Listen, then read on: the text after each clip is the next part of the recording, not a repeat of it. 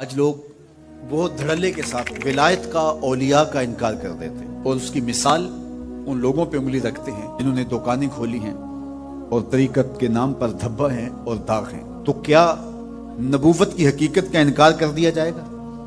تو جب جھوٹے مدعیان نبوت کی وجہ سے نبوت کی حقیقت کا انکار نہیں ہو سکتا تو جھوٹے مدعیان ولایت کی وجہ سے ولایت کا بھی انکار نہیں ہو سکتا۔ اور مختلف ادوار میں انبیاء علیہ السلام آتے رہے تا آنکہ میرے اور آپ کے آقا و مولا حضور ختم المرتبہ تشریف لائے۔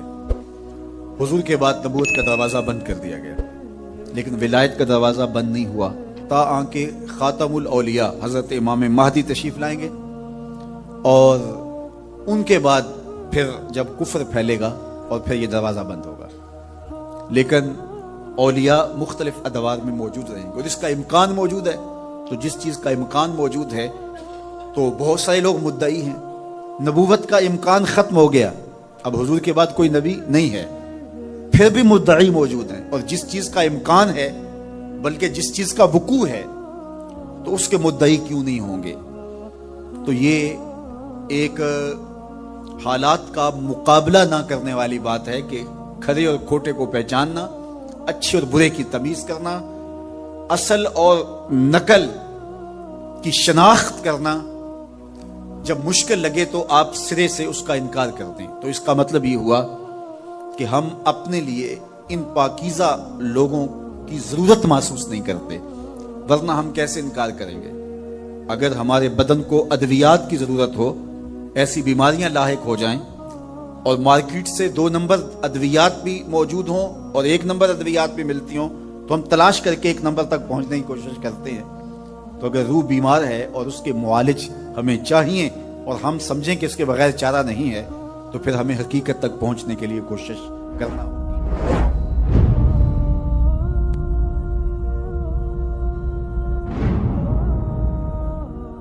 کیا طاقت تھی، کیا آواز تھی کہ ایسے اسود و احمر بھاگے ہوئے چلے آ رہے ہیں۔ وہ کڑکا تھا ایک بجلی کا، یا کہ صوت ہادی، عرب کی زمین جس نے ساری ہلا دی۔ اور زمانے نے دیکھا آج 7 ارب کی آبادی میں 1 ارب 70 کروڑ کے قریب مسلمان ہیں۔ جاپان میں سب سے تیزی سے پھیلنے والا مذہب اسلام ہے، یورپ میں سب سے تیزی سے پھیلنے والا مذہب اسلام ہے۔ بے عمل صحیح، جیسے بھی صحیح، لیکن حضور علیہ الصلوۃ والسلام کا دین پھیلتا چلا جا رہا ہے۔ فرمایا جنت میں کل 120 صفیں ہوں گی، ٹوٹل صفیں جنت کی 120 ہوں گی۔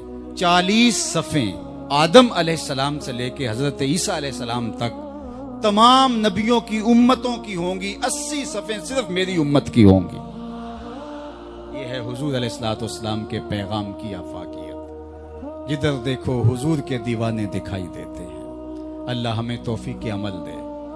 اگر ہم سچے، کھرے، سیدھے، 2 ٹوک مسلمان بن جائیں تو پوری کائنات ہمارے قدموں تلے ہے، اس لیے کہ ہم محمد عربی کے غلام ہیں۔ حضور کی وجہ سے کفر مٹا، اور حضور کی ذمہ داریوں میں شامل اسلام کا غلبہ کرنا۔ هو الذی ارسل رسولہ بالہدی ودین الحق لیظہرہ علی الدین کلہ۔ حضور علیہ الصلوۃ والسلام کے دین کو تمام ادیان پر غالب کرنا حضور علیہ الصلوۃ والسلام کا دیا ہوا دین اور پیغام ہے۔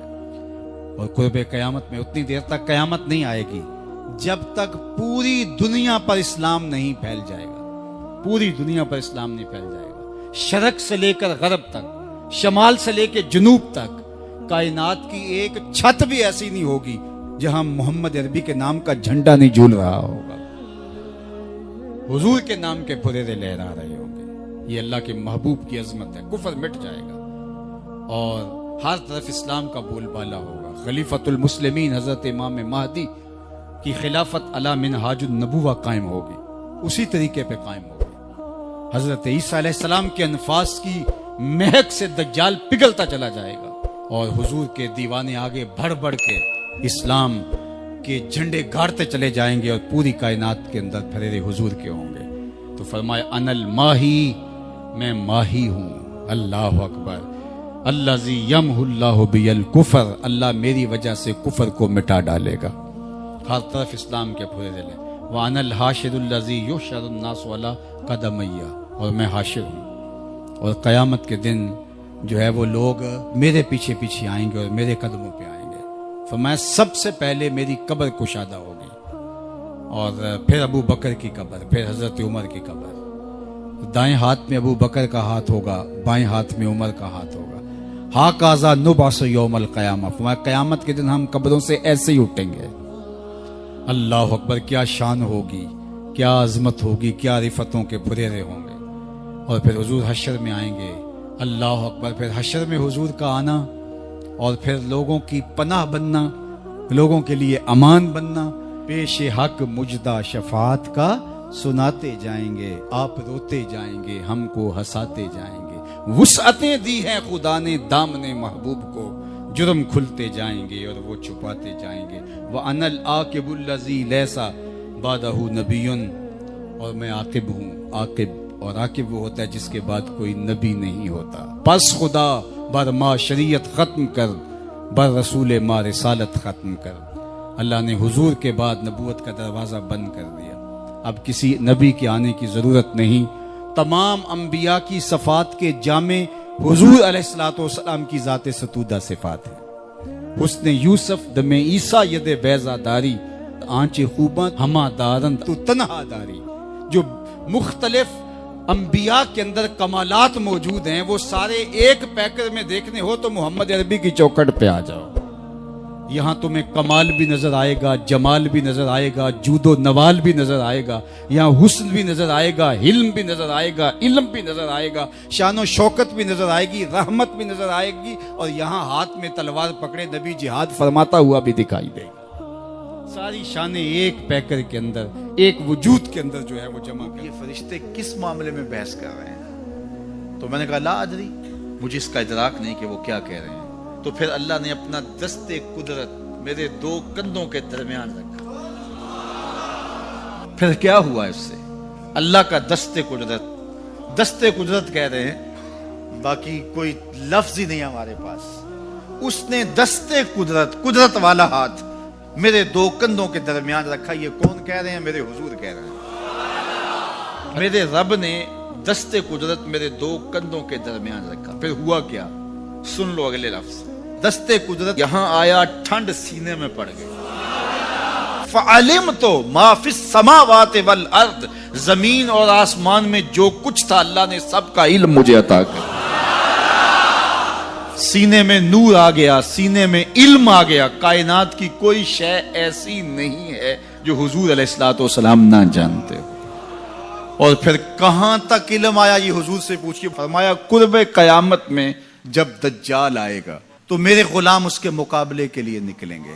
دجال کب آئے گا اللہ جانتا ہے. 1400 سال اس بات کو بتائے ہوئے ہو گئے. کہا قرب قیامت میں دجال آئے گا, میرے غلام اس کے مقابلے میں نکلیں گے. انی لعارف اسماءہم, میں اپنے ان غلاموں کے ناموں کو جانتا ہوں. کب؟ جو قرب قیامت میں آئیں گے. میں آپ کے ناموں کو نہیں جانتا. آپ 2 سال, 4 سال, 5 سال سے میرے پیچھے جمعۃ المبارک پڑھ رہے ہیں. شکلوں کو پہچانتا ہوں, ناموں کو نہیں جانتا. کئی لوگ بڑے شوق سے کہتے ہیں جناب وہ نذیر صاحب, ندیم صاحب, فلاں صاحب, وہ آپ کے, میں کہتا ہوں تصویر دکھاؤ گے تو میں پہچانوں گا. تو اتنے لوگوں کے نام میں یاد نہیں رکھتا. تو جب میں آپ کے نام نہیں جانتا جو ہر جمعۃ المبارک کو یہاں آتے ہیں, تو جہاں 2 مہینے کے بعد 10 سے قرآن دینے جاتا ہوں تو وہاں کے لوگوں کے نام کیسے جانوں گا؟ اور پھر جو سوشل میڈیا پہ سنتے ہیں اور میں ان کو دیکھا بھی نہیں, ان کے نام کیسے جانوں گا؟ اور میرے حضور کیا کہہ رہے ہیں کہ قرب قیامت میں جو دجال آنے والا ہے اور میرے غلام جو اس کے مقابلے میں نکلیں گے, میں ان غلاموں کے ناموں کو جانتا ہوں. بات ختم یہاں نہیں ہوئی, یہاں ختم ہو جاتی پھر بھی کافی تھا, لیکن میرے حضور نے آگے بھی بات فرمائی. وَأَسْمَاءَ آبَائِهِمْ, ان کے باپوں کے ناموں کو بھی جانتا ہوں. ان کے باپوں کے ناموں کو بھی. کہانی ختم نہیں ہوئی, بات آگے فرمائی. وَأَلْوَانَ خُيُولِهِمْ, جن گھوڑوں پہ چڑھ کے جہاد کریں گے میں محمد ان گھوڑوں کے رنگوں کو بھی جانتا ہوں. کون سا غلام کس کا بیٹا کس قبیلے کا فرد کس رنگ کے گھوڑے پہ بیٹھ کے جہاد کرے گا؟ کہا میں سب جانتا ہوں۔ یہ کیوں جانتے ہیں؟ دستے قدرت حضور کے کندھوں پہ آیا۔ وہ کہتا ہے الرحمن علم القرآن، یہ تلمیذ رحمان ہے، میں نے پڑھایا ہے۔ تو جب اس نے پڑھایا ہے تو پھر کوئی شے مخفی، محبوب سے کوئی شے پوشیدہ نہیں رکھی۔ اور اعلیٰ حضرت فرماتے ہیں کوئی نشانی باقی رہ گئی جب رخ سے نقاب بھی الٹ دیا، جب رب نے اپنا آپ بھی نہیں چھپایا تو پھر کوئی شے باقی پیچھے رہ گئی۔ لِنُرِيَهُ مِنْ آیاتنا، اس نے اپنی قدرت کی نشانیاں دی۔ حضرت حذیفہ بن اسید انصاری رضی اللہ تعالی عنہ فرماتے ہیں کہ حضور تشریف لائے اور ہم کسی امر میں بات کر رہے تھے، تو حضور علیہ السلام نے ارشاد فرمایا کہ تم کس چیز کا تذکرہ کر رہے ہو؟ تو ہم نے عرض کی حضور ہم قیامت کے بارے میں ذکر کر رہے ہیں۔ تو حضور علیہ السلام نے ارشاد فرمایا کہ قیامت اتنی دیر تک قائم نہیں ہوگی جب تک یہ نشانیاں پوری نہ ہو لیں۔ ان میں سے ایک حضور نے دھوئیں کا ذکر فرمایا، دوسرا دجال کا تذکرہ کیا، تیسرا دابت الارض یعنی یاجوج اور ماجوج کا تذکرہ کیا کہ وہ نکلیں گے، اس طرح سورج کا مغرب سے نکلنا اس کا ذکر کیا، حضرت عیسیٰ علیہ السلام کے نزول کا ذکر کیا۔ اسی طرح حضور علیہ السلام نے زمین کا 3 جگہوں سے بیٹھ جانے کا ذکر کیا، ایک مشرق میں، ایک مغرب میں اور ایک جزیرہ عرب میں، زمین دھنس جائے گی نیچے، اس کا ذکر کیا۔ اور یمن کی جانب سے ایک آگ نکلے گی جو لوگوں کو دھکیل کر کے شام کے میدان میں لے آئے گی، اس کا تذکرہ کیا۔ فرمایا جب تک یہ نشانیاں پوری نہیں ہو جاتی اتنی دیر تک قیامت قائم نہیں ہوگی۔ تو یہ قیامت کے آنے سے قبل جو ہیں وہ نشانیاں ہیں جو ظاہر ہوں گی۔ اس کے علاوہ قیامت آنے سے کچھ اس سے بھی پہلے نشانیوں کا ظہور ہوگا، جس کا ذکر حضور نبی رحمت صلی اللہ علیہ وسلم نے ارشاد فرمایا۔ حدیث جبریل اس پہ بہت معروف ہے، جس کو حضرت عمر بن خطاب رضی اللہ تعالیٰ عنہ روایت کرتے ہیں۔ آقا کریم علیہ السلام کی خدمت میں کہتے ہیں ہم حاضر تھے کہ ایک شخص آیا کہ جس کے سیاہ کالے بال تھے اور سفید رنگ کا اس نے لباس پہنا ہوا تھا، اہل مدینہ سے وہ تھا نہیں، اور اس کے چہرے پر، لباس پر، بشرے پر آثار سفر بھی ظاہر نہیں تھے۔ اگر مقامی ہوتا تو ہم جانتے ہوتے، اور اگر باہر سے آیا ہوتا تو اس کے چہرے پر، لباس پر جو ہے وہ سفر کے آثار ہوتے۔ اس زمانے میں اس طرح کے سفر تو نہیں تھے آسانی اور سہولت والے، تو جو بھی سفر کر کے دور سے آتا تو اس کا چہرہ بتاتا یہ مسافر ہے۔ تو کہا مسافر لگتا نہیں تھا اور اہل مدینہ سے تھا نہیں۔ ہم پریشان تھے کہ یہ کون ہے، لیکن وہ آیا اور حضور علیہ السلام کی خدمت میں اپنے زانو بچھا کر کے بیٹھ گیا۔ فَأَسْنَدَ رُكْبَتَيْهِ إِلَىٰ رُكْبَتَيْهِ، اپنے دونوں گھٹنے اس نے حضور علیہ السلام کے گھٹنوں سے جوڑے اور حضور کی خدمت میں یوں ادب سے بیٹھ گیا۔ پھر اس نے حضور علیہ السلام سے اسلام کے بارے میں پوچھا، حضور علیہ السلام نے جواب دیا۔ پھر اس نے کہا بالکل آپ نے سچ فرمایا ہے۔ ہم حیران ہوئے، خود ہی سوال کرتا ہے، خود ہی تصدیق کرتا ہے۔ پھر اس نے حضور سے ایمان کے بارے میں پوچھا، حضور نے کچھ ارشاد فرمایا ایمان یہ ہے، تو اس نے کہا بالکل صدقتا، آپ نے سچ کہا ہے۔ تو ہم پھر حیران ہوئے کہ خود ہی یہ سوال پوچھ رہا ہے اور خود ہی اس کی تائید کر رہا ہے۔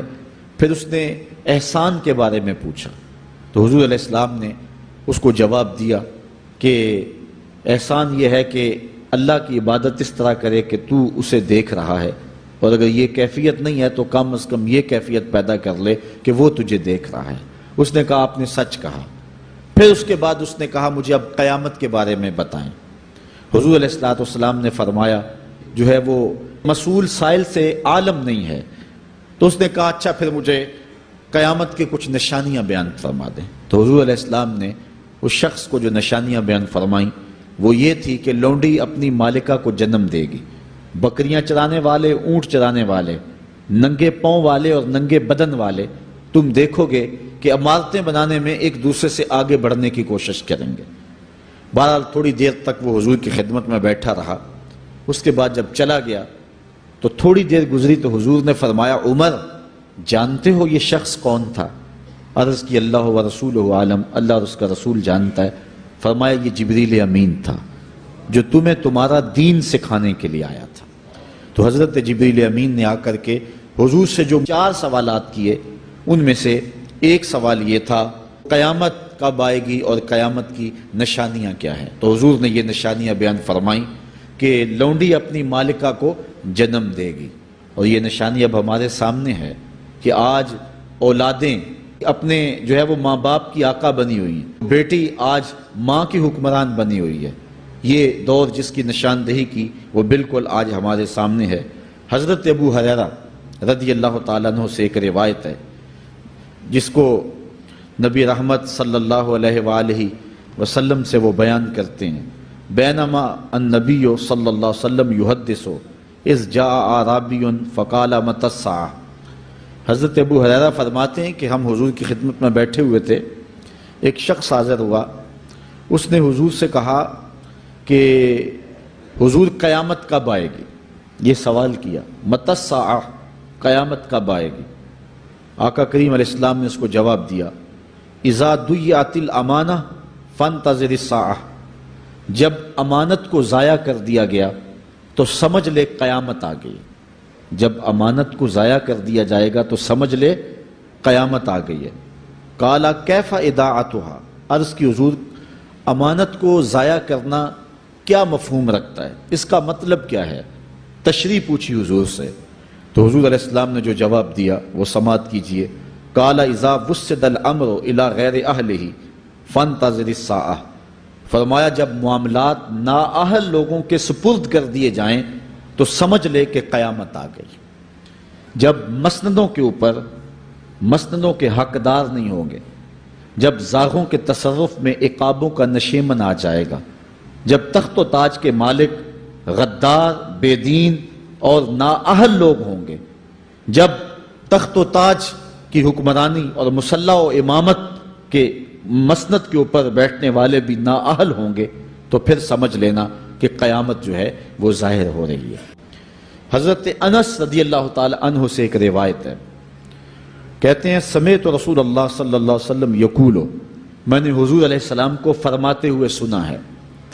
یہ حضرت انس رضی اللہ تعالیٰ عنہ وہ صحابی ہیں جنہوں نے 10 سال تک حضور کی نوکری کی ہے، اور کہتے ہیں 10 سال میں ایک بار بھی ایسا نہیں ہوا کہ حضور نے مجھے اف بھی کہا ہو۔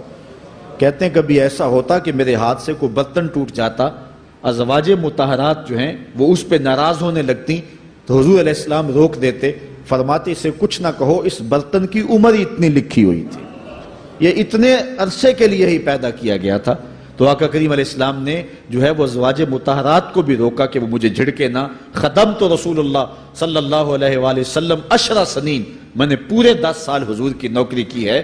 بلکہ جب آپ کہیں گے کہ حضور کے خادم کا نام کیا ہے، سارے صحابی حضور کے خادم ہیں، لیکن نام حضرت انس رضی اللہ تعالی عنہ کا آئے گا، یہ حضور علیہ السلام کے خادم خاص ہیں، اور حضور سے بہت ساری باتیں انہوں نے سنی ہیں۔ تو ان باتوں میں سے ایک بات کہتے ہیں سمعت رسول اللہ صلی اللہ علیہ وسلم یقول، میں نے رسول کریم صلی اللہ علیہ وسلم کو کہتے ہوئے سنا، ان من اشراط الساعۃ ان یرفع العلم، قیامت کی نشانیوں میں سے ایک نشانی یہ ہے کہ علم اٹھا لیا جائے گا، جہالت پھیل جائے گی، علم اٹھا لیا جائے گا۔ آج لفظ زیادہ ہو گئے ہیں، انفارمیشن زیادہ ہو گئی ہے، لیکن جس کو علم کہا جاتا ہے، جو مومن کے سینے کا جمال اور نور ہے، آج وہ اٹھا لیا گیا ہے۔ آج لوگ کہتے ہیں جی جتنا علم آج ہے اتنا علم پہلے تو نہیں تھا۔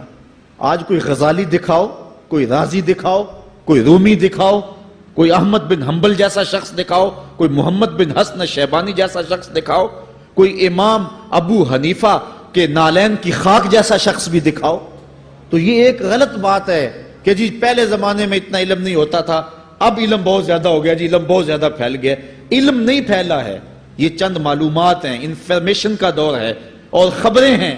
جو علم ہے، جو کہ مومن کے سینے کا جمال ہے اور باطن کا نور ہے، جو زندگی کی راہوں کو اجالتا ہے اور زمانے کو مالک کی دہلیز کے قریب کرتا ہے اور انسان کو انسانیت سکھاتا ہے، وہ علم جو ہے وہ اٹھتا چلا جا رہا ہے۔ اور حضور سے پوچھا گیا کہ حضور علم سینوں سے اچک لیا جائے گا، سینوں سے کھینچ لیا جائے گا؟ فرمایا نہیں، علماء اٹھا لیے جائیں گے۔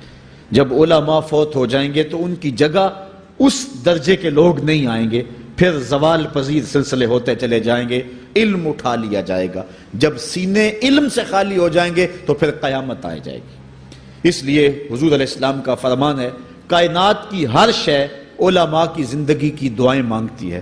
حتی الحیتان فی البحر، یہاں تک کہ سمندروں اور دریاؤں کے اندر مچھلیاں بھی علماء کی زندگی کی دعائیں مانگتی ہیں. انہیں پتہ ہے علماء ہیں تو کائنات مارز وجود میں آئی تو موجود رہے گی، اگر علماء نہیں ہوں گے تو کائنات جو ہے وہ بالکل قیامت کا شکار ہو جائے گی. تو پہلی چیز حضور نے ارشاد فرمایا ان یرفع العلم، علم اٹھا لیا جائے گا. وَيَكْسُرَ الْجَهْلِ، اور جہالت عام ہو جائے گی. علم کی جگہ جو ہے وہ جہالت عام ہو جائے گی. آج علماء نہیں رہے ہیں، آج ہم جو ہے وہ انحصار کرنے لگے ہیں چند ٹیلی ویژن چینلوں پہ، اور اس کا نتیجہ کیا ہے کہ مختلف چینلز کے اوپر بیٹھے بہت سارے لوگ گمراہی پھیلا رہے ہیں. یہ ایک الگ داستان ہے، ایک الگ کہانی ہے کہ کس طرح سے علم کا گلا گھونٹا جا رہا ہے اور کس طرح جو ہے وہ لوگوں کو گمراہ کیا جا رہا ہے. یہ جہالت کی کثرت ہے. اور تیسری بات جو حضور نے ارشاد فرمائی وَيَكْسُرَ الزِّنَا، زنا عام ہو جائے گا. نظر کا زنا یہ تو اس زمانے کے اندر برا رہا ہی نہیں ہے. لوگ اس میں کوئی آر ہی نہیں سمجھتے. کسی کی بہن اور بیٹی کو دیکھنا اور اپنی آنکھوں کو شہوات سے بھرنا یہ بندہ محسوس ہی نہیں کرتا ہے. حضور علیہ السلام نے ارشاد فرمایا من زنا زنیا بہی ولو بہی تانے دارہی، جس نے زنا کیا یہ عمل اس کے گھر بھی لوٹے گا اگرچہ وہ اپنی دیواریں اونچی اونچی کیوں نہیں کر لیتا. اگر آج کوئی کسی کی بہن بیٹی پر اپنی نظروں کو غلیظ کرتا ہے تو وہ یہ کیسے کہہ سکتا ہے کہ میری بہن اور میری بیٹی کسی کی گندی نظروں کا شکار نہیں ہوگی. یہ مقافات عمل ہیں. گندم از گندم بروید جو سے جو از مقافات عمل غافل مشو. اس لیے بدکاری پھیل جائے گی، نظر کی بدکاری اور ہر طرح کی بدکاری. اور یہ اتنا برا اور کبھی کام ہے کہ اللہ تعالیٰ جل شانہ نے قرآن مجید میں اسے کھلی بے حیائی قرار دیا ہے. حضور فرماتے ہیں فرشتے کسی امر میں بحث کر رہے تھے. اللہ تعالیٰ نے فرمایا کہ محبوب یہ فرشتے کس معاملے میں بحث کر رہے ہیں؟ تو میں نے کہا لا ادری، مجھے اس کا ادراک نہیں کہ وہ کیا کہہ رہے ہیں. تو پھر اللہ نے اپنا دست قدرت میرے دو کندھوں کے درمیان رکھا. پھر کیا ہوا اس سے؟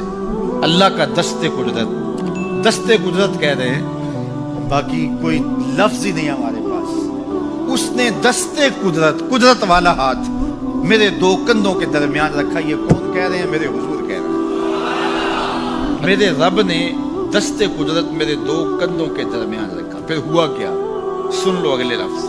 دست قدرت یہاں آیا، ٹھنڈ سینے میں پڑ گئی. فَعَلِمْتُ مَا فِي السَّمَاوَاتِ وَالْأَرْضِ، زمین اور آسمان میں جو کچھ تھا اللہ نے سب کا علم مجھے عطا کیا. سینے میں نور آ گیا، سینے میں علم آ گیا. کائنات کی کوئی شے ایسی نہیں ہے جو حضور علیہ الصلوۃ والسلام نہ جانتے. اور پھر کہاں تک علم آیا یہ حضور سے پوچھیے. فرمایا قرب قیامت میں جب دجال آئے گا تو میرے غلام اس کے مقابلے کے لیے نکلیں گے. دجال کب آئے گا اللہ جانتا ہے. 1400 سال اس بات کو بتائے ہوئے ہو گئے. کہا قرب قیامت میں دجال آئے گا، میرے غلام اس کے مقابلے میں نکلیں گے. انی لعارف اسماءہم، میں اپنے ان غلاموں کے ناموں کو جانتا ہوں. کب؟ جو قرب قیامت میں آئیں گے. میں آپ کے ناموں کو نہیں جانتا. آپ 2 سال 4 سال 5 سال سے میرے پیچھے جمعۃ المبارک پڑھ رہے، شکلوں کو پہچانتا ہوں، ناموں کو نہیں جانتا. کئی لوگ بڑے شوق سے کہتے ہیں جناب وہ نذیر صاحب، ندیم صاحب، فلاں صاحب وہ آپ کے، میں کہتا ہوں تصویر دکھاؤ گے تو میں پہچانوں گا. تو اتنے لوگوں کے نام میں یاد نہیں رکھتا. تو جب میں آپ کے نام نہیں جانتا جو ہر جمعۃ المبارک کو یہاں آتے ہیں، تو جہاں 2 مہینے کے بعد درس قرآن دینے جاتا ہوں تو وہاں کے لوگوں کے نام کیسے جانتا ہوں؟ اور پھر جو سوشل میڈیا پہ سنتے ہیں اور میں ان کو دیکھا بھی نہیں، ان کے نام کیسے جانوں گا؟ اور میرے حضور کیا کہہ رہے ہیں کہ قرب قیامت میں جو دجال آنے والا ہے اور میرے غلام جو اس کے مقابلے میں نکلیں گے، میں ان غلاموں کے ناموں کو جانتا ہوں. بات ختم یہاں نہیں ہوئی، یہاں ختم ہو جاتی پھر بھی کافی تھا، لیکن میرے حضور نے آگے بھی بات فرمائی، وَأَسْمَاءَ آبَائِهِمْ، ان کے باپوں کے ناموں کو بھی جانتا ہوں، ان کے باپوں کے ناموں کو بھی۔ کہانی ختم نہیں ہوئی، بات آگے فرمائی، وَأَلْوَانَ خُيُولِهِمْ، جن گھوڑوں پہ چڑھ کے جہاد کریں گے میں محمد ان گھوڑوں کے رنگوں کو بھی جانتا ہوں، کون سا غلام، کس کا بیٹا، کس قبیلے کا فرد کس رنگ کے گھوڑے پہ بیٹھ کے جہاد کرے گا، کہا میں سب جانتا ہوں۔ یہ کیوں جانتے ہیں؟ دستے قدرت حضور کے کندھوں پہ آیا۔ وہ کہتا ہے الرحمن علم القرآن، یہ تلمیذ رحمان ہے، میں نے پڑھایا ہے۔ تو جب اس نے پڑھایا ہے تو پھر کوئی شے مخفی، محبوب سے کوئی شے پوشیدہ نہیں رکھی۔ اور اعلیٰ حضرت فرماتے ہیں کوئی نشانی باقی رہ گئی جب رخ سے نقاب بھی الٹ دیا، جب رب نے اپنا آپ بھی نہیں چھپایا تو پھر کوئی شے باقی پیچھے رہ گئی۔ لِنُرِيَهُ مِنْ آيَاتِنَا، اس نے اپنی قدرت کی نشانیاں۔ غزوہ احد کے موقع پر جب یہ خبر پھیل جاتی ہے کہ حضور علیہ السلام کا انتقال ہو گیا، حضور شہید کر دیے گئے، تو مدینۃ المنورہ میں ایک کوہرام مچ گیا، حتیٰ کہ عورتیں بے چین ہو گئیں، مضطرب ہو گئیں۔ تو ایک انصاری خاتون میدان احد کی طرف بھاگی، اس کا بھائی بھی جنگ میں شریک تھا، اس کا شوہر بھی شریک تھا، اس کا بیٹا بھی شریک تھا جنگ میں، اور اس کا والد بھی شریک تھا۔ یہ چاروں رشتے ہوتے ہیں، تو یہ چاروں کے چاروں شریک تھے اس جنگ میں۔ تو جب یہ خبر پھیلی کہ حضور شہید کر دیے گئے ہیں تو اس حالت کے اندر وہ عجیب اضطراب کے عالم میں دوڑتی ہوئی احد کے مقام پہ پہنچتی ہے۔ تو راستے کے اندر اس کے بھائی کی لاش پڑی تھی، اس کے باپ کی لاش پڑی تھی، اس کے شوہر کی لاش پڑی تھی، اس کے بیٹے کی لاش پڑی تھی، اور وہ چاروں لاشوں کے قریب سے گزر گئی اور وہ پہچان بھی نہیں پائی۔ تو پوچھتی ہے یہ کس کی لاشیں ہیں؟ تو کہا کہ یہ تیرے بھائی کی لاش ہے، یہ تیرے باپ کی میت ہے، یہ تیرے شوہر کا لاشا پڑا ہے، یہ زخموں سے چور زندگی کی بازی ہار کے شہادت کا دولہا بن کے تیرا بیٹا لیٹا ہوا ہے۔ تو وہ کہنے لگی کہ مجھے یہ بتاؤ میرے حضور کیسے ہیں، مجھے یہ بتاؤ میرے حضور کیسے۔ تو لوگوں نے کہا کہ حضور خیریت سے۔ تو کہا مجھے چین نہیں آئے گا جب تک حضور علیہ السلام کو دیکھ نہیں لیتا۔ پھر اس خاتون کو جس کے 4 عزیز رشتے بچھڑ گئے تھے، اور بھائی نے، بیٹے نے، اور شوہر اور باپ نے شہادت کا جام نوش کیا تھا، پورا گھر کا گھر آج احد کے میدان میں بچھا ہوا ہے، تو کہا مجھے حضور تک لے جاؤ۔ تو آقا کریم علیہ السلام کے پاس جب اسے لے جایا گیا تو اس نے حضور کا دامن پکڑ لیا اور کہا کہ ہر مصیبت ہے چاہے جب آپ جو ہیں، جب آپ سلامت ہیں تو کوئی دکھ ہی نہیں ہے۔ تو ان کی یہ محبت اور ان کا یہ پیار دیکھنے کو نصیب ہوتا ہے، ورنہ ایسے مواقع پہ جب اتنے عزیز رشتے بچھڑ جائیں تو پھر اپنے جذبات پہ کون قابو رکھ پاتا ہے اور کون کسی کو یاد رکھتا ہے۔ لیکن ان کی محبت بڑھی ہوئی تھی ہر رشتے سے آگے، اور ہر عزیز، ہر رشتے دار، کائنات کی ہر شے سے زیادہ وہ حضور علیہ السلام سے پیار کرتے تھے۔ نہ انہیں مال کی غرض تھی۔ حضور حکم کرتے ہیں تو ابو بکر صدیق رضی اللہ تعالیٰ عنہ سارا مال حضور کے قدموں میں ڈھیر کر دیتے ہیں، اولادیں حضور کے راہوں میں، حضور کے رستوں میں قربان کر دیتے ہیں، اور ہر دکھ جھیل کر کے بھی حضور علیہ السلام کی خیریت انہیں مطلوب ہے، اس کے لیے جو بھی قربانی دینا پڑے وہ اس کے لیے اپنے آپ کو آمادہ پاتے ہیں۔ تو یہ میرے حضور علیہ السلام کا پیار تھا، یہ حضور کی محبت تھی جو جیتے جاگتے انسانوں کے سینوں کے اندر موجود تھی۔ جیتے جاگتے انسان تو کسی سے پیار کرتے ہی کرتے ہیں، لیکن کائنات نے یہ منظر نہیں دیکھا ہوگا کہ جانور بھی کسی سے پیار کرے۔ حضور علیہ السلام کے گھر میں ایک پرندہ تھا، امام احمد بن حنبل نے اپنی مسند میں لکھا ہے کہ حضور جب گھر پہ ہوتے تو ایک کونے میں بیٹھ کے حضور کو تکتا رہتا، اور جب حضور گھر سے باہر تشریف لے جاتے تو مضطرب ہو جاتا، کبھی چھت پہ، کبھی دیوار پہ، کبھی کسی گوشے میں، کبھی کسی گوشے میں۔